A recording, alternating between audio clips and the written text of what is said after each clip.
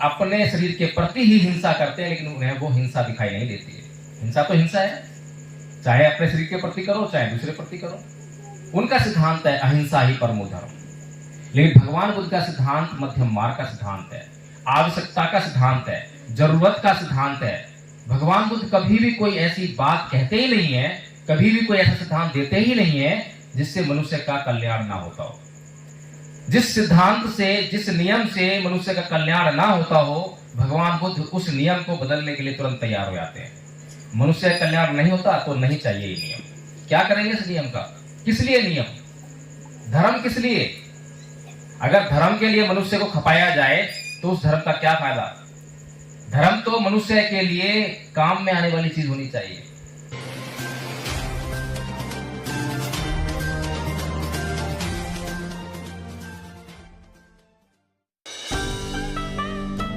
जय भीम नमो बुद्धाय। और किसी प्रकार की भूमिका ना बांधते हुए सभी महापुरुष जिन्होंने हमारे लिए त्याग, समर्पण, बलिदान करके हमारे जीवन को उन्नत बनाने का काम किया, बेहतर बनाने का काम किया, उन सभी को मैं नमन करता हूं। आज जितनी भी बातें हुई हैं उसमें आप लोगों को लग रहा होगा कि ये बातें तो हम अक्सर सुनते ही रहते हैं। हिंसा मत करो, बचपन से सुनते हैं। चोरी मत करो, सुनते ही रहते हैं। कामाचार मत करो, बचपन से हर कोई यही बोलता है, हर धर्म का आदमी यही बोलता है। झूठ मत बोलो, हर कोई बोलता है। शराब मत पियो, नशा मत करो, हर कोई यही बोलता है। ये कोई नई बात नहीं है।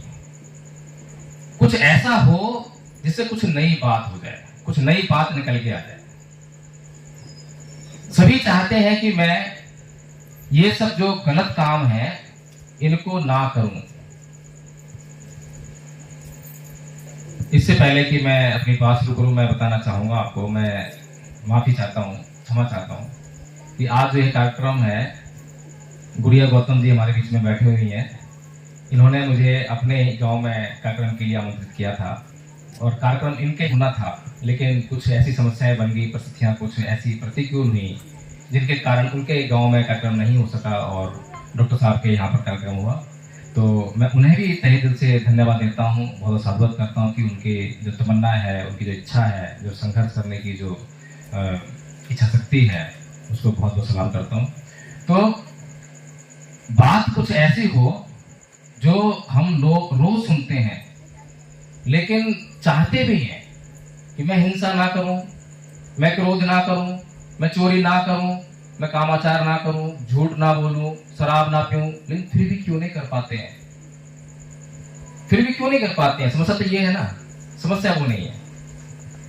ऐसे ही एक बूढ़ी माई थी और वो ऐसे खंबे लगा हुआ था, उसके ऊपर लाइट जल रही थी और वो उसकी लाइट में अपनी सुई खोज रही थी। बहुत देर हो गई, एक आदमी आया वहां पर कि बुढ़िया माई क्या हुआ? मेरी सुई खो गई है, मैं सुई खोज रही हूँ। तो वो भी वहीं पर सुई खोजने लगा, उसकी हेल्प करने लगा। बहुत देर बाद जो है वो व्यक्ति पूछने लगा उससे कि हे बूढ़ी माई, तुझे अच्छी तरह से पता है तेरी सुई यहीं खोई थी? तो बुढ़िया कहती है नहीं बेटा, मेरी सुई तो झोपड़ी में खोई थी, लेकिन यहाँ रोशनी है इसलिए मैं यहाँ खोज रही हूँ। तो ऐसे ही कुछ हमारे साथ हो रहा है। समस्या तो कुछ और है और समाधान कुछ ढूंढ रहे हैं। समस्या बड़ी गंभीर है। समस्या ये नहीं है, तमाम तरह के धर्म, संत, महापुरुष, जितने भी सत्संग हैं वो आपको मोटी मोटी बातें बता देंगे कि क्रोध नहीं करना चाहिए, पर क्रोध ना आए उसका उपाय क्या है, उसका मार्ग क्या है? ऐसा क्या करूं कि वो क्रोध आए ना, समाप्त हो जाए। हिंसा ना हो मेरे से, कामाचार ना हो, मैं शराब के नजदीक ना जाऊं, कुछ मार्ग ऐसा मिलना चाहिए। तो मार्ग की बात है, तो मार्ग प्रशस्त करने वाले केवल और केवल दुनिया में तथागत बुद्ध हैं, जिन्होंने इस संसार को वह मार्ग देने का काम किया, उस जड़ तक पहुंचे कि आखिर सभी समस्याओं की जड़ कहां पर वास करती है। और जिन लोगों ने भगवान बुद्ध की बात को समझने का प्रयास किया, तो चाहे कम चाहे ज्यादा उनका कल्याण अवश्य होगा, जिसने भी समझने का प्रयास किया। तो ये जो हम जिन बातों की चर्चा कर रहे हैं, लगातार हम बात कर रहे हैं कि ये नहीं होना चाहिए, नहीं होना चाहिए, और लगातार वही हो रहा है। और जो होना चाहिए वो नहीं हो रहा है। उसके पीछे जो बेसिक कारण है वो है कि जो हमारी इंद्रियां हैं, सभी लोग समझते हैं इंद्रियां क्या होती हैं? नाक एक इंद्री है, कान इंद्री है, जीभ इंद्री है, आंख इंद्री है, त्वचा इंद्री है, मन एक इंद्री है। ये सब इंद्रियां हैं, इनके अपने विषय हैं। जैसे कि आंख का विषय दृश्य सीन, जीभ का विषय टेस्ट, कान का विषय ध्वनि आवाज। इस तरह हर किसी का एक विषय है, हर एक इंद्रिय का। और जैसे ही ये इंद्रिय जो है अपने विषय के संपर्क में आती है, वेदना होती है। वेदना 3 प्रकार की होती है, सुख वेदना, दुख वेदना और ना सुख ना दुख वेदना। मोटे तौर पर समझना चाहें तो सुख वेदना और दुख वेदना।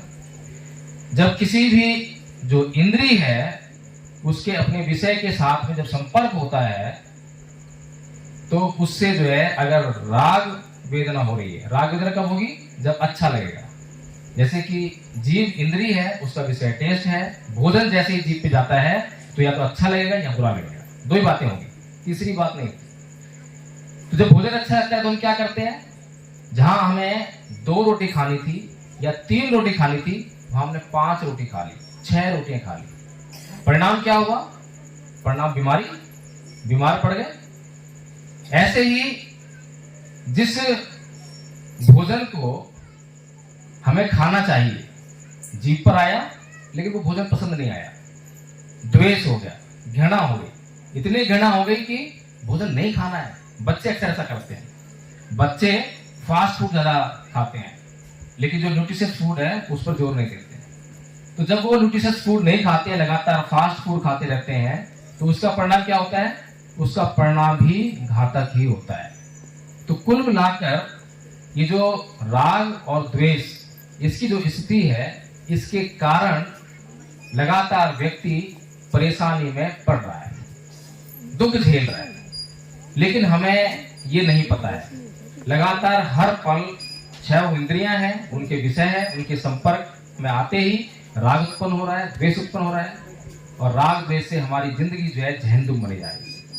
तो कुल मिलाकर कि भगवान बुद्ध का धम्म आपको बड़े बारीकी से समझाता है कि क्या करना चाहिए, कैसे करना चाहिए। जब मैं जागरूक हो जाऊंगा तो मैं जानता रहूंगा कि अभी मेरे साथ में क्या हो रहा है, अभी मेरे भीतर जो है कौन सी इंद्री ने क्या किया। अभी तो मैं बेहोश हूं। बेहोश कैसे हूं? कि मेरे इस शरीर में करोड़ों घटनाएं घट रही हैं, हर एक अंग में घटना घट रही है, लेकिन मुझे एक भी अंग की किसी भी घटना की जानकारी नहीं है। तो मैं होश में हुआ या बेहोश हुआ? बेहोश ही हुआ ना। लेकिन भगवान बुद्ध पहले ऐसे इंसान हुए जिन्होंने इस बात की जानकारी हासिल की कि मेरे शरीर में क्या घट रहा है। अभी तक तो संसार जो है बाहर की घटनाओं पर फोकस कर रहा था कि चांद सूरज का रिलेशन क्या है, चांद कितनी दूर है, चांद कितना बड़ा है, सूरज कैसा है, सूरज और पृथ्वी का क्या संबंध है, इन पे चर्चाएं हो रही थी। दूसरे लोग क्या कर रहे हैं, क्यों कर रहे हैं, इन पे चर्चाएं हो रही थी। लेकिन भगवान बुद्ध पहले व्यक्ति हुए जिन्होंने अपने ऊपर फोकस किया और अपनी जानकारी पहले हासिल की। इसके साथ ही भगवान बुद्ध ही पहले ऐसे व्यक्ति हुए जिन्होंने दुख के पीछे जाकर दुख की खोज की, दुख को पता लगाया दुख क्या है। अभी तक जितने भी ऋषि मुनि थे, जितने भी लोग थे, वो सभी दुख के पर चर्चा ही नहीं करते थे। सुख चाहिए, स्वर्ग चाहिए, अप्सराएं चाहिए, आनंद ही आनंद चाहिए। और हमारी यही हालत है, हम सबको किसी को दुख शब्द सुनना भी पसंद नहीं है, और सुख चाहिए, सुख चाहिए। सुख किसी भी रूप में आए, चाहे वो मांस भक्षण करने में सुख हो, चाहे वो शराब पीने में सुख हो, किसी भी तरीके से सुख आए, वो सुख आएगा तुरंत भोगने लग जाएंगे। भोग वाली जो प्रवृत्ति है, भोगने की जो आदत है, वो हमारे चित्त में बहुत बुरी तरह समाई हुई, हमारी आदतों में शामिल हो गई। तो भगवान बुद्ध पहले ऐसे व्यक्ति हुए जिन्होंने सुख की खोज में न जाकर, अप्सराओं की खोज में न जाकर, स्वर्ग की खोज में न जाकर दुख की खोज में गए और पहले दुख को परिभाषित किया कि दुख क्या है। जो कहते हैं कि जाति की दुखा, जरा की दुखा, व्याधि की दुखा, मरना की दुखा, शोक परिदेव दोवनस्य उपाया सापि दुःखा यम्पि छंग लप्ति तम्पि दुःखं पियहि विपयोग दुःखो अप्येहि संपयोग दुःखा संख्यतेन पंचपादान खंदापि दुःखा। कि जन्म लेना दुख है, कोई इनकार करता है क्या? जन्म लेते ही व्यक्ति दुखी होता है या सुखी होता है? दुख होता है ना। व्याधि दुख है, रोग दुख है ना, सभी जानते हैं। कोई ऐसी बात नहीं है जो हमारे तर्क बुद्धि से हम समझ ना सके। बुढ़ापा दुख है, किसी को पसंद नहीं है। मरना दुख है, कोई मरना नहीं चाहता। प्रियजनों का बिछुड़ना दुख है, अप्रियजनों का मिलना दुख है। जो हम चाहते हैं वो नहीं मिलता तो दुख होता है। कुल मिलाकर ये जो शरीर है 5 स्कंदों से निर्मित, इस शरीर के द्वारा जो कुछ मिलता है वो दुख ही दुख है। तो भगवान बुद्ध पहले ऐसे व्यक्ति हुए जिन्होंने इस बात का पता लगाया कि इस दुख का कारण क्या है, और उन्होंने पता लगाया कि इस दुख का कारण है तृष्णा। तृष्णा है या नहीं है? हमारे जीवन में सभी दुखों का कारण तृष्णा है, हमारी इच्छाएं हैं। और कैसी इच्छाएं? कौन सी इच्छाएं दुख है? हर इच्छा दुख नहीं है, लेकिन जो हमारी आवश्यकता से अधिक या आवश्यकता से कम, या तो हमने कोई इच्छा प्रकट की जो कि हमारी आवश्यकताओं में शामिल नहीं है, आवश्यकता नहीं है उसकी, आवश्यकता से अधिक हो गया, एक्सट्रीम हो गया, तो दुख का कारण बनेगी। और हमारे शरीर को कोई आवश्यकता है, उसकी पूर्ति नहीं की तो भी दुख होगा। इसीलिए भगवान बुद्ध ने मध्यम मार्ग इसका प्रतिपादन किया। और सभी जानते हैं कि भगवान बुद्ध का जो मार्ग है वो मध्यम मार्ग है। अभी साथी कह रहे थे कि भगवान बुद्ध का जो धम्म है, उनका सिद्धांत है, वो है अहिंसा परमो धर्म।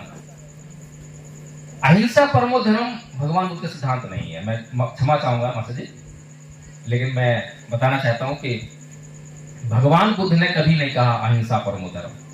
भगवान बुद्ध ने कहा आचरण ही परमो धर्म।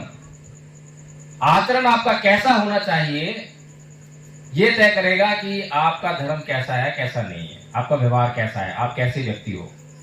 अहिंसा परमो धर्म कहने वाले लोग, जो कि जैनियों का सिद्धांत है, वो कभी भी हिंसा नहीं कर सकते।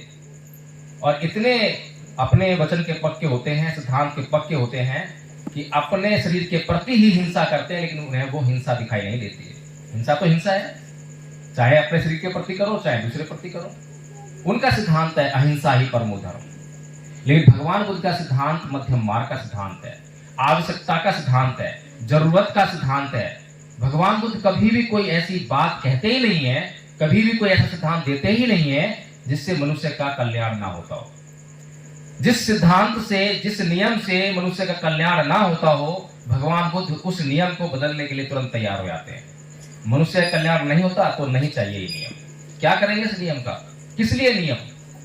धर्म किस लिए? अगर धर्म के लिए मनुष्य को खपाया जाए तो उस धर्म का क्या फायदा? धर्म तो मनुष्य के लिए काम में आने वाली चीज होनी चाहिए। हमारे पास स्कूटर है, मोटरसाइकिल है, वो हमारे काम आती है, हम उससे काम नहीं आते हैं। और हमने अगर जो और स्कूटर है, मोटरसाइकिल है, उससे जितना काम लेना है उससे उतना काम ना लें, उसको रोज धोएं, अच्छी तरह चमकाएं और खड़ी रखें उसको, तो क्या लाभ मिलने वाला है? उस चमकती हुई मोटरसाइकिल पर किसी ने कीचड़ फेंक दिया, उससे झगड़ा करें, उसको मार के आ जाएं, उसको मार ही डालें, क्या मिलने वाला है? उस मोटरसाइकिल से आपको इतना प्रेम जिसको आप यूज भी नहीं कर पा रहे हैं। यही हालत जो है आज के संसार की है। धर्म का इस्तेमाल तो कर नहीं रहा है, लेकिन धर्म के नाम पर कत्लेआम कर रहा है। धर्म को जानता ही नहीं है, इस्तेमाल कैसे करेगा? धर्म तो भी ये बताया कि इंद्रियां हैं, विषय है, वेदना है, जानकारी होनी चाहिए कि मैंने भोजन खाया, भोजन से मुझे राग हुआ, राग हो रहा है, जान जाऊं कि हाँ ये भोजन अच्छा लग रहा है मुझे, और ये मुझे इस तरफ इंक्लाइन करेगा, इस तरफ प्रेरित करेगा कि मेरे भूख तो है 2 रोटी की और मैं 5 रोटी खा जाऊंगा। होता है ना ऐसा? अक्सर होता है, सबका होता है। मैं कोई ऐसी बात नहीं कह रहा जो आप लोगों को समझ में ना आ रही है। तो धर्म तो ये है कि मैं जान जाऊं कि वेदना हो रही है और समता में स्थित हो जाऊं, राग होगा तो उससे बच जाऊं, द्वेष होगा तो उससे बच जाऊं। समता में स्थित होकर जितनी आवश्यकता है उतना भोजन करूं, जितनी आवश्यकता है उतना मैं सुनूं, जितनी आवश्यकता है उतना देखूं, शरीर के लिए जितनी आवश्यकता है उसको पहचान लूं, उसके अनुसार काम करूं, तो उससे मुझे भी सुख मिलेगा, मेरे दुख दूर होंगे और दूसरों के भी दुख दूर होंगे, किसी को मुझसे कष्ट नहीं होगा। ये धर्म है। इस धर्म का कितने लोग पालन करते हैं? करता है कोई? धर्म को जानता है कोई? तो वो लोग ऐसे ही हैं कि बस रोज वे अपनी कार को, मोटरसाइकिल को रोज चमकाएंगे, बहुत से चमकाएंगे, और कहीं किसी ने गलती से उस पर डेंट मार दिया या कुछ स्क्रैच मार दिया, उसकी जान लेने को उतारू हो जाएंगे। ऐसे लोग जो हैं लगातार इस वातावरण को दूषित करने का काम कर रहे हैं। तो हमें ये समझना चाहिए कि जो भगवान बुद्ध का जो सिद्धांत है, भगवान बुद्ध का जो धम्म है, उसकी मनुष्य के लिए क्या उपयोगिता है। परम पूज्य बाबा साहेब डॉक्टर भीमराव अंबेडकर, जिनको विश्व द सिंबल ऑफ नॉलेज कहता है, द ग्रेटेस्ट इंडियन कहता है, बराक ओबामा द सन कहता है, कोलंबिया यूनिवर्सिटी अपने पिछले 300 साल के इतिहास में सर्वश्रेष्ठ स्टूडेंट का उनको अवार्ड देती है। तमाम इतने अवार्ड मिलते हैं। दुनिया के सबसे बड़े आदमी मुझे वो दिखाई देते हैं, सबसे आदमी, उनसे बड़ा आदमी मैं किसी को दिखता नहीं। बहुत से लोग होंगे, कुछ लोग कहते हैं विश्व के 5 बड़े विद्वानों में वे शामिल हैं, मैं तो नंबर 1 मानता हूं। क्यों? क्योंकि जीवन का कोई ऐसा हिस्सा नहीं है जिस पर उन्होंने काम नहीं किया, चाहे वो धर्म की बात हो, समाज की बात हो, राजनीति की बात हो, अर्थ की बात हो, किसी भी हिस्से को ले लीजिए, और हर एक क्षेत्र में उनका काम जो है अनचैलेंज है, चुनौती देने वाला नहीं है कोई, लेकिन उनको चुनौती देने वाला है कोई। कौन चुनौती देता है? हम चुनौती देते हैं। जो अनपढ़ है उनके मुकाबले अनपढ़ ही हैं, उनके मुकाबले हम क्या तुलना करें अपनी पढ़ाई लिखाई की? हम चुनौती देते हैं। क्या चुनौती देते हैं? कि परम पूज्य बाबा साहेब डॉक्टर भीमराव अंबेडकर ने 1935 में कहा कि मैं हिंदू धर्म में पैदा हुआ, ये मेरे बस की बात नहीं थी, लेकिन मैं हिंदू मरूंगा नहीं। तो हमारे समाज ने कहा ये तो बाबा साहेब निजी तौर पे कह रहे हैं, उनका मामला है। चुनौती दी ना उनको। ऐसे ही मंच लगा था, मंच पर खड़े होकर बोल रहे थे, सामने भीड़ थी। अब कोई आदमी मंच पर खड़ा होकर कोई बात कह रहा है तो अपने लिए कह रहा है क्या? उसकी निजी बात हो सकती है। सामने जो लोग हैं उनके लिए कह रहा है, अपने लिए क्या कहेगा? जब 1956 में धर्म परिवर्तन किया, बौद्ध धर्म ग्रहण किया, नागपुर की दीक्षा भूमि से लाखों लोग वहां शामिल हुए, उनको भी यही आह्वान किया, क्या है मेरे समाज के लोगों, तुम इस अंधविश्वास और पाखंड में फंसे हुए हो, अंधकार में फंसे हुए हो, यहां तुम्हारा भला होने वाला नहीं है। मैंने एक ऐसा धर्म खोज लिया है जिससे तुम्हारा कल्याण हो सकता है, जिसके मार्ग पर चलकर तुम हमेशा हमेशा के लिए अपने दुखों से मुक्त हो सकते हो। आओ इस धर्म को अपनाएं। अपना लिया? किसने अपनाया? तो वो उनका ही अपना समाज है जो उनको चैलेंज देता है, चुनौती देता है कि बाबा साहेब की ये बात ठीक नहीं है, बाबा साहेब की वो बात ठीक नहीं है। अभी हम में से कितने लोग हैं जो बौद्ध हैं? जरा एक बार हाथ खड़ा करें प्लीज, एक बार हाथ लगाएं। बौद्ध हैं जी, तो आप आइए जरा एक बार भाई साहब। हाँ, छोटा सा एक एक्सपेरिमेंट कर लेते हैं। बौद्ध धर्म क्या है ये बताइए। बौद्ध धर्म एक मानव की तरह पहचान कराई है, समानता, बराबरी का, बस यही बौद्ध धर्म है जी। बैठिए। ये पहला एग्जाम्पल नहीं है, मैं जहां भी आता हूं इस एग्जाम्पल को कहीं भी ले लो आप। हमने बाबा साहेब का अनुयायी बनने का ऋण तो चुका दिया, उनके पीछे जाकर उनकी बात चलो मान ली, सबने नहीं मानी, कुछ ने तो मान ली, लाखों लोग तो उन्होंने तो मानी और धर्म परिवर्तन कर लिया। लेकिन कैसा धर्म परिवर्तन? नाम पहले था मेरा श्याम कुमार, अब हो गया श्याम बौद्ध, बौद्ध बन गया। लेकिन क्या मैंने बौद्ध बनकर अपना कल्याण किया? क्या मैंने समझा कि बौद्ध बनना क्या है? बौद्ध धर्म का अध्ययन किया मैंने? मैं बौद्ध धर्म के बारे में कुछ नहीं जानता। किसी से भी पूछते हैं तो बौद्ध धर्म के बारे में, जैसे आपने कहा है, ये हालत सबकी है, आपको मैं दोष नहीं दे रहा हूं, सबकी यही हालत है। क्या बोलेंगे?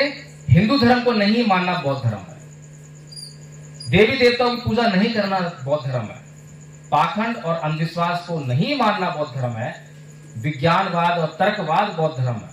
ये जो है कुछ परिभाषाएं बता रहा हूं बौद्धों की, जो बौद्ध बताते हैं कि ये बौद्ध धर्म है। क्या ये बौद्ध धर्म है? बताइए आप मुझे, क्या ये बौद्ध धर्म है? बुद्ध बुद्ध का जो धम्म है, जैसा भी बताया मैंने आपको, समता का सिद्धांत, पंचशील बताया आपको जो है, अभी आचार्य ने बताया थे पंचशील जो है, ये सब जो है बुद्ध के सिद्धांत है, प्रतिसमुत्पाद का सिद्धांत है। इसके बारे में कितने बहुत जानते हैं। और जब हम लोग किसी बात को जानेंगे नहीं, क्या उसका प्रचार कर पाएंगे? अक्सर हम एक काम करते हैं कि जब हमें कभी कोई पीड़ा होती है शरीर में, तो हम कोई दवाई लेते हैं, कोई सजेस्ट करती दवाई, किसी ने दवाई ले ली, और जब दवाई ले लेते हैं तो उससे जब हमें रिलीफ हो जाता है, तो फिर हमें जरूरत नहीं पड़ती किसी को कहने की, हम सबको गाते फिरते हैं। जिसको भी दिखाई दिया कि हाँ वही पीड़ा हुई है, अच्छा ये दवाई ले लेना, कहने की जरूरत नहीं पड़ती। लेकिन कब होती है? जब उसने स्वयं उसको अनुभव कर लिया हो, तब वो अपने आप प्रचार करता है। और परम पूज्य बाबा साहेब डॉक्टर भीमराव अम्बेडकर का सपना था ये कि भारत को बौद्धमय होना चाहिए। भारत को बौद्धमय क्यों होना चाहिए? क्योंकि भगवान बुद्ध का धर्म सर्वश्रेष्ठ धर्म है, दुनिया का सबसे बड़ा धर्म है। अब मैं ये बात कह रहा हूं तो कुछ लोग सोच रहे होंगे नहीं नहीं, ईसाई धर्म सबसे बड़ा है, मुसलमान धर्म जो है उससे मुकाबले बहुत बड़ा है, हिंदू धर्म भी आज भारत में बहुत बड़ा है। लेकिन सोचिए, कौन सा ऐसा धर्म है जिसने अपना प्रचार और प्रसार हिंसा के बल पर नहीं किया है, अहिंसा के बल पे किया है, जिसने हथियार नहीं उठाया? ऐसा कोई धर्म है? ईसाई धर्म है? नहीं है। लोभ, लालच, हत्याएं, हिंसा, इसके आधार पर उन्होंने अपने धर्म का प्रचार किया। मुस्लिम धर्म आप सभी जानते हैं, हिंदुओं को आप देख ही रहे हैं क्या हाल है। केवल एकमात्र ऐसा धर्म जिसने अपना प्रचार और प्रसार अहिंसा के बल पर किया, एक व्यक्ति को भी लोभ लालच में लाकर या हिंसात्मक तरीके से भटकाया नहीं है, उसे बौद्ध नहीं बनाया। जिसने बौद्ध धर्म के गुण को समझ लिया वो खुद बौद्ध बन गया, वो बौद्ध धर्म है। अब बताइए, बुद्ध का धर्म जो है इस दुनिया का सर्वश्रेष्ठ धर्म है या नहीं है? जब किसी भी धर्म के पास एक भी आदमी ऐसा नहीं है जो उन्होंने जो है शुद्ध तरीके से उनको कन्वर्ट किया हो, लेकिन बुद्ध के पास एक भी ऐसा आदमी नहीं है जो अशुद्ध तरीके से जो उन्होंने कन्वर्ट किया हो, तो बुद्ध का धर्म जो है इस दुनिया का सबसे बड़ा धर्म है। और विश्व का सर्वश्रेष्ठ व्यक्ति विश्व के सर्वश्रेष्ठ धर्म को अंगीकार करता है और अपने लोगों को प्रेरित करता है, निवेदन करता है कि मेरी बात मान लीजिए, मैंने आपके दुख को फील किया है, मैंने आपके दुख को महसूस किया है, मैंने आपके दुख को जान लिया है, और इसे छुटकारा पाने का केवल एक ही मार्ग है, वो है बुद्ध का मार्ग। संविधान बना दिया बाबा साहेब ने 1950 में। संविधान के द्वारा कानून भी हैं, SC ST एक्ट है ना हमारे पास, लेकिन बाबा साहेब 1950 में संविधान को लागू करवाने के बाद भी 1956 में आपको बौद्ध धर्म की तरफ ले जाना चाहते हैं। क्यों लेना चाहते हैं? क्योंकि बाबा साहेब जानते हैं कि मेरे लोगों का अगर अंतिम तौर पर कुछ कल्याण हो सकता है तो वो केवल और केवल बुद्ध की शरण में जाकर ही हो सकता है, उसके बगैर नहीं हो सकता। संविधान और संविधान के कानून जो है पेन रिलीवर जो होता है, पेन किलर, उसी तरह काम करते हैं, इंस्टेंट रिलीफ देते हैं आपको। SC ST एक्ट, किसी ने हमें जातिवादी सूचक शब्द बोले, हमें बुरा लगा, हम थाने में गए, FIR लिखा दिया। तो FIR लिखाने के बाद केस चला, उसको जेल हो गई, सजा भुगत के आ गया, तो क्या हुआ? वो शांत हो गया? क्या शांत हो गया कोई? वो नहीं हुआ, बल्कि उसके अंदर अग्नि जल रही है कि क्या करूं, ये SC ST एक्ट ही जान का दुश्मन, इसे खत्म करो। यही हुआ ना, पीछे ये तो हुआ, चलो कुछ ना कुछ सामने से नहीं तो पीछे से करते हैं खत्म, ऐसे करते हैं वैसे करते, यही चलता रहेगा, क्योंकि मन शांत नहीं हो रहा। अगर मन को शांत करने की बात, चित्त को परिवर्तन करने की बात कोई करता है तो भगवान बुद्ध करते हैं। इसीलिए बाबा साहेब बुद्ध की शरण में जा रहे हैं। तो मेरे लोगों का जो चित्त है वो दूषित है, मेरे लोगों का जो चित्त है वो हिंदू संस्कृति के अनुसार ढला हुआ है। एक उदाहरण देना चाहूंगा, बहुत ही शानदार उदाहरण है। गीता में श्री कृष्ण जी, उनके सामने सेना खड़ी है कौरवों की, और वो अर्जुन को क्या बोल रहे हैं? अर्जुन मार, उठा गांडी मार, तेरे दुश्मन है, इन्होंने अधर्म किया है, धर्म की स्थापना करनी है, ये बोल रहे हैं ना। उनको मारकर धर्म की स्थापना करना चाहते हैं। और कृष्ण जी क्या है, क्या बोलते हैं? चमत्कार करने वाले हैं, ईश्वर हैं। अरे चमत्कार करने वाले हो, ईश्वर हो, तो उनके दिमागों में परिवर्तन कर लो ना। उनकी आत्माओं ने तो करा होगा जो नुकसान करा होगा, अधर्म तो उन्होंने किया होगा, शरीर तो उन्होंने किया। आप किसको मारोगे? कौन मरेगा? आत्मा मरेगी या शरीर मरेगा? तो बड़ी छोटी सी बात, सोचने वाली बात है। कृष्ण जी के पास तमाम चमत्कार हैं, ऐसा मानते हैं लोग। वो छू करेंगे तो कुछ भी हो जाएगा, लेकिन वो दिमागों में परिवर्तन नहीं करते। वो शरीरों को मार कर अधर्म को खत्म करके और धर्म की स्थापना करने की बात करते हैं। वहीं दूसरी तरफ भगवान बुद्ध हैं, जो ये दावा नहीं करते कि उनके पास वो चमत्कार है। वो कहते हैं कि मैं एक सामान्य व्यक्ति हूं, जैसे आप लोगों ने जन्म लिया वैसा ही मैंने भी जन्म लिया है। और वो जब उनको पता लगता है कि अंगुलीमाल डाकू जो है इतनी हत्याएं कर चुका है, इतना हिंसक हो गया है, लोगों का जीवन दुर्भर हो गया है, तो वो जंगल में प्रवेश कर जाते हैं।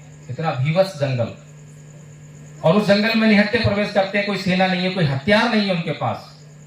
और अंगुलीमाल डाकू, जिसके रोम रोम में हिंसा भरी हुई है, जो श्री कृष्ण जी के सामने जो सेना है, वे लोग तो राजा महाराजा हैं, उनकी शिक्षा दीक्षा हुई है, वो समाज में रहने वाले लोग हैं। वो इतने हिंसक नहीं है जैसा अंगुलीमाल डाकू है। अंगुलीमाल डाकू अहिंसा को जानता भी नहीं है। और वे लोग जो कौरव हैं, वे लोग अहिंसा को जानते, अहिंसा का पालन करते सामान्य तौर पर। लेकिन भगवान बुद्ध उस जंगल में प्रवेश करते हैं, निहत्थे प्रवेश करते हैं, बिना सेना के प्रवेश करते हैं, और उस अंगुलीमाल डाकू के चित्त में परिवर्तन करते हैं। और चित्त में परिवर्तन करके, जैसे कहानी बताई थी मास्टर जी ने, कहानी कुछ भी रही हो, चाहे वो पत्ता तोड़ने वाली हो, चाहे कुछ भी रही हो, लेकिन चित्त में परिवर्तन किया। ये कहानी है, ये कहानी का जिस्ट है कि चित्त में परिवर्तन किया। और चित्त में परिवर्तन करके एक पालतू पशु को जैसे अपने पीछे हम लेके चलते हैं, वैसे ही भगवान बुद्ध अंगुलीमाल डाकू को अपने पीछे पीछे लेकर आए। और वह भगवान बुद्ध के पीछे आकर भिक्खु बना और अरहत भिक्खु बना। अरहत भिक्खु बनकर जो डाकू उस समाज का नुकसान कर रहा था, हिंसा कर रहा था, हत्याएं कर रहा था, अब वही डाकू उस समाज का कल्याण करने लगा। इतना महानतम कार्य करने वाला महान है, या वो जो श्री कृष्ण जी सामने वाले लोगों को मारकर विजय हासिल करना चाहते हैं, वो महान है? ये सोचने वाली बात है। लेकिन समस्या ये है कि हम लोग जो है बाबा साहेब की जय का नारा लगा देते हैं। कितने लोग बाबा साहेब को मानते हैं? हाथ लगा रहे हैं। बहुत तो खैर आदि थे, लेकिन बाबा साहेब को मानने वाले सारे। तो कैसे माने बाबा साहेब को? बाबा साहेब कैसे माने? जैसे आज बुद्ध पूर्णिमा है, भगवान बुद्ध का सिद्धार्थ के रूप में लुम्बिनी में जन्म हुआ था, तो आज हमने केक काट दिया, बस काफी था। जो हम लोग बात कर रहे हैं ये तो खैर एडिशनल होगी बात है, उतना ही काफी था। फूल चढ़ा दिए, कैंडल जला दी।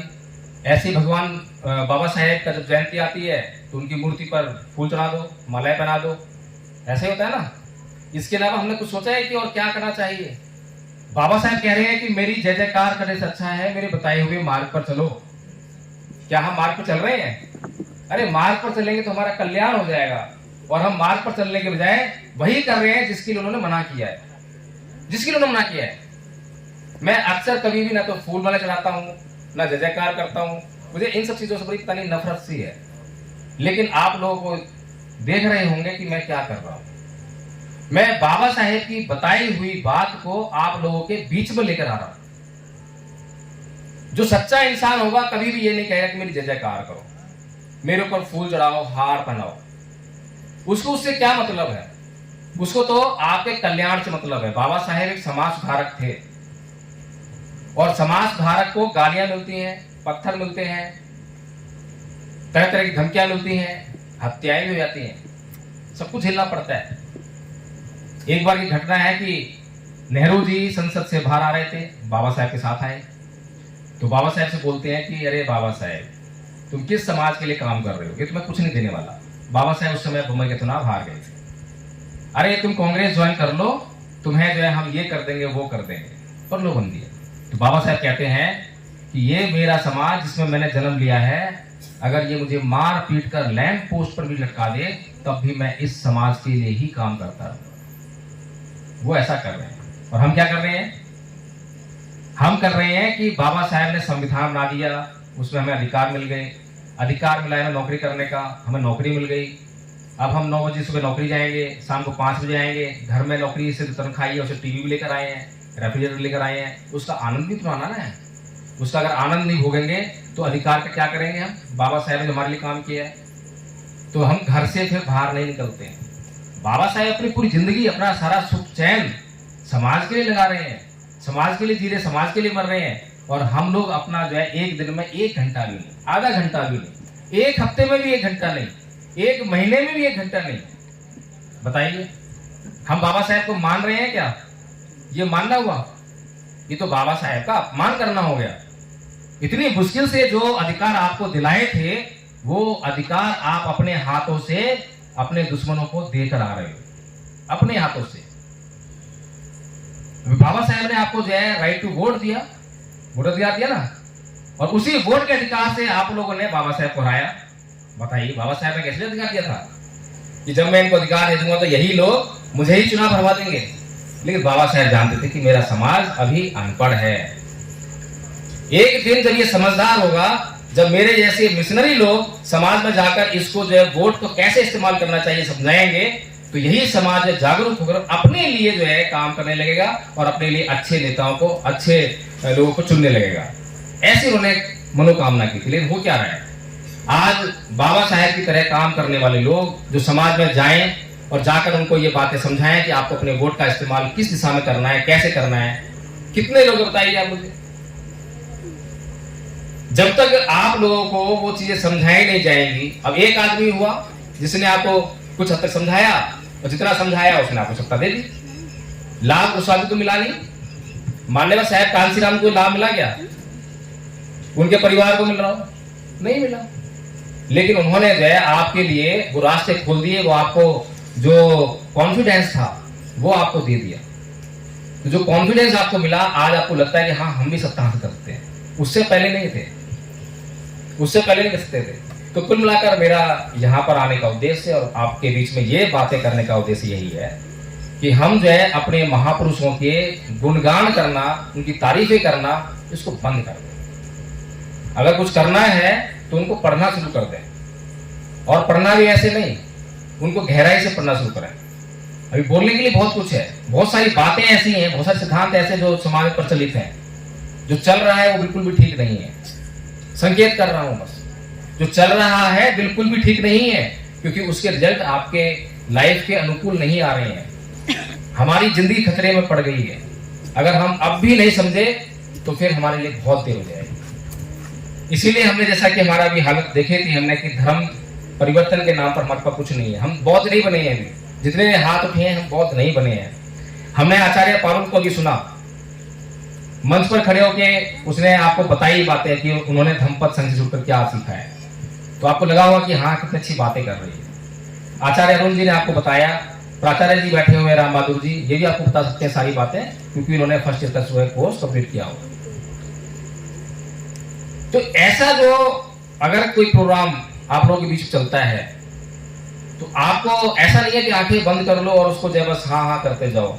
आप प्राचार्य जी की इज्जत करते हैं, बस उनकी इज्जत करते हैं तो बस हाँ कर दो, ऐसा नहीं। आप पहले उसको समझिए। पीछे जो अक्टूबर 22 में दिल्ली से एक घोषणा हुई थी कि 2025 तक हम जो है 10 करोड़ बौद्ध बना देंगे। सुनी होगी घोषणा? क्या हुआ? बन गए बौद्ध? कुछ तो बने होंगे, एक नहीं बनाया। और किसी ने उनसे ये नहीं पूछा कि भाई आप जो कह रहे हो हम यकीन कर लेते हैं, आपको योजना बताओ, योजना क्या है? योजना होनी चाहिए ना। अगर योजना होगी, उस पर काम होगा, तो निश्चित तौर पर 10 करोड़ बौद्ध बन जाएंगे।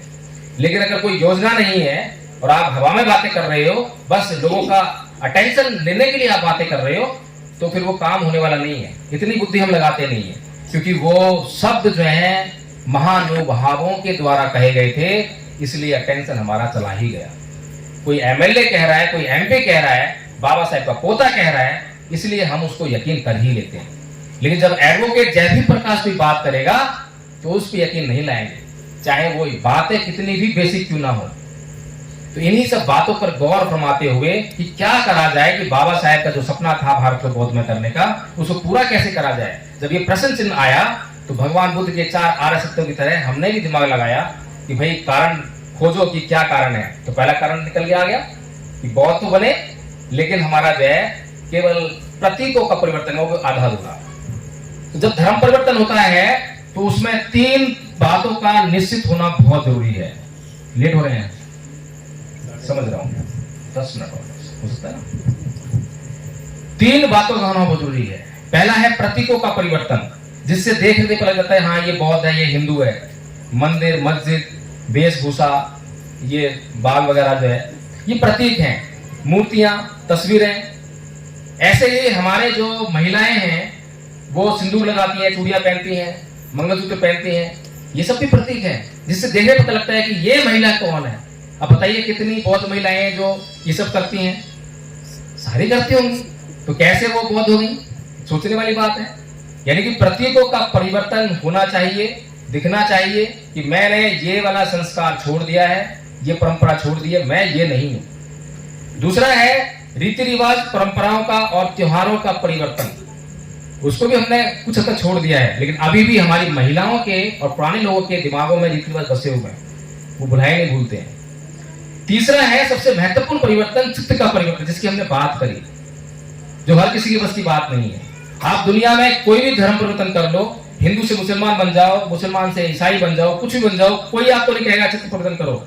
लेकिन केवल बुद्ध ऐसे हैं जो ये कहते हैं कि बिना चित्त में परिवर्तन किए आपका कल्याण हो ही नहीं सकता। कुछ भी कर लो, चाहे प्रतीकों का परिवर्तन कर लो, चाहे रीति रिवाज का परिवर्तन कर लो, कुछ भी कर लो, लेकिन आपका जब तक चित्त में परिवर्तन नहीं करोगे, क्योंकि आपका चित्त ही सभी बातों के लिए दोषी है, जब तक चित्त में परिवर्तन नहीं करोगे तो आपका कल्याण संभव नहीं है। मेरी शरण में आ गए लेकिन सवाल नहीं उठाए, प्रश्न नहीं किए, शंकाएं नहीं मिटाई, तो मेरी शरण में आने का फायदा कुछ नहीं है, क्योंकि जो मार्ग मैं बताऊंगा उस पर तुम चल नहीं पाओगे, और चलोगे नहीं तो फिर मार्ग मंजिल तक कैसे पहुंचोगे? कल्याण तो चलने से होगा। तो इसलिए धम्मपद संघ ने बहुत बारीकी से सोचा कि क्या करा जाए, इसीलिए 3 साल का कोर्स बनाया। प्रथम वर्ष का कोर्स जो आपको आचार्य पारुल जी ने और अन्य आचार्यों ने बताया, हालांकि पूरा नहीं बता पाए क्योंकि समय की कमी थी, तो इसको 4 पेज का कोर्स है खाली, जो बहुत बड़ा कोर्स नहीं है। ये हर एक बौद्ध को आना ही चाहिए। क्यों आना चाहिए? क्योंकि बौद्धों के ऊपर जिम्मेदारी है भारत को बौद्धमय करने की। और बौद्धमय कब होगा भारत? जब बौद्धों को बौद्ध धर्म की जानकारी होगी। जानकारी होगी तो चर्चा करेंगे। स्कूल कॉलेज में जो आने वाले लोग हैं वो स्कूल कॉलेज में चर्चा करेंगे, चाहे मोहल्ले में बैठ के चर्चा करने वाले लोग हैं वहां करेंगे, महिला चर्चा करती है वहां करेंगी, जहां पर भी चर्चा होती है हर कोई चर्चा करता है, हर कोई बातें करता है। लेकिन अभी बातों में क्या है, जब धार्मिक बातें होती है तो दूसरी बातें होती हैं, हमारी बात तो हो ही नहीं पाती। क्यों नहीं पाती? क्योंकि हमें उसकी नॉलेज ही नहीं, जानकारी नहीं है। इसलिए धम्मपद संघ ने एक मिनिमम बेसिक कोर्स बनाया, प्रथम वर्ष का उसको नाम दिया, और वो कोर्स है कोई 1 हफ्ते में कंप्लीट कर लेता है, कोई 3 दिन में, कोई 1 महीने में, कोई 2 महीने में, जिसकी जैसी योग्यता वैसा कंप्लीट कर लेता है। तो अभी जो आपके पास आचार्य बैठे हैं आपके सामने, ये सारे जो है प्रथम वर्ष का जो कोर्स है उसको कंप्लीट करके बैठे हैं। दूसरे वर्ष का जो कोर्स है वो संस्कार कर्ता बनाने का कोर्स है। बाबा साहेब कहते हैं कि भारत से और पूरी दुनिया से जो बौद्ध धर्म का जितना नाश हुआ उसका कारण क्या था? कारण यह था कि संस्कार कर्ता नहीं रहे। इसीलिए हमने जो है द्वितीय वर्ष का कोर्स में संस्कार कर्ता बनाने का शामिल किया। तीसरे वर्ष का जो कोर्स है उसमें बौद्ध विद्वान बनाने का कोर्स है। जो और अच्छा अध्ययन करना चाहते हैं तो वो बौद्ध विद्वान बने और अध्ययन करें। जितने भी सिद्धांत हैं, प्रतिसमुच्चयवाद है, नागरिक शून्यवाद है, और भी जितने सिद्धांत हैं उनका अधिक अध्ययन करें और वाद विवाद करना, प्रतियोगिताएं करना, भाषण देना, जो भाषण देने कला जानते हैं वो भाषण देके बात करेंगे, लोगों को समझाएंगे। तो इस तरह से 3 वर्ष का कोर्स है धम्मपद संघ ने बनाया है। और अगर आप लोग वास्तव में ये कहते हो कि हाँ हम बाबा साहेब का सम्मान करते हैं, उनका अपमान करना नहीं चाहते हैं, उनकी बात को मानना चाहते हैं, तो मैं ये समझता हूं कि आपके पास कोई रास्ता नहीं है इस बात को मानने के अलावा। अगर वास्तव में आप जो बाबा साहेब का मान सम्मान करना चाहते हो तो मैं ये नहीं कहता कि मेरे साथ जुड़ जाइए, धम्मपद संघ को ज्वाइन कर लीजिए। आपको जहां से बौद्ध धर्म की जानकारी मिले वहां से बौद्ध धर्म की जानकारी लीजिए, क्योंकि धर्म की जानकारी होगी तभी प्रचार हो पाएगा, तभी प्रसार हो पाएगा, इसके अलावा कोई चारा नहीं है। और यदि आपकी इच्छा हो रही हो कि नहीं हमारे साथ ही जुड़ के करना है, बहुत आसान कोर्स है, ऑनलाइन कोर्स कराते हैं, आपको कहीं स्कूल में आने की जरूरत नहीं है। ऑनलाइन पे ही आपको जो है सुबह, दोपहर और शाम को मीटिंग होती है। और अभी कुछ ही दिनों में जो भी समय जा रहा है 24/7 कर देंगे इसको, 24 घंटे चलेगा। जब मर्जी जुड़ो, जब आपके पास समय लगे कि जब याद आए ना तभी जुड़ जाओ। मुझे अभी याद आया भाई, हाँ ठीक है, जुड़ के देखूं, सीख लेता हूँ, और बहुत आसानी से सिखा देंगे आपको। और अभी ये आचार्य ये सबको ट्रेनिंग दे रही है, बहुत अच्छी बोलने की ट्रेनिंग दे रही है कि क्या बोलना है, कैसे बोलना है, धर्म के सिद्धांतों को बताना है। ये सब ट्रेनिंग आप लोगों को भी मिलेगी। एक व्यक्ति को कांसीराम बनना है, एक व्यक्ति को बाबा साहेब बनना है। चाहे आंशिक बन जाओ, थोड़ा बनो, लेकिन सबको कांसीराम और बाबा साहेब बनना ही पड़ेगा। जब तक हम कांसीराम और बाबा साहेब नहीं बनेंगे, जब तक हम अत्त दीपो भव का जो सिद्धांत है उसका पालन नहीं करेंगे, जब तक हम अत्त दीपो भव के सिद्धांत का पालन नहीं करेंगे, हम अपने दुखों से कभी मुक्ति नहीं हो पाएंगे। इसी का तो अपनी बात समाप्त करता हूँ। जय भीम।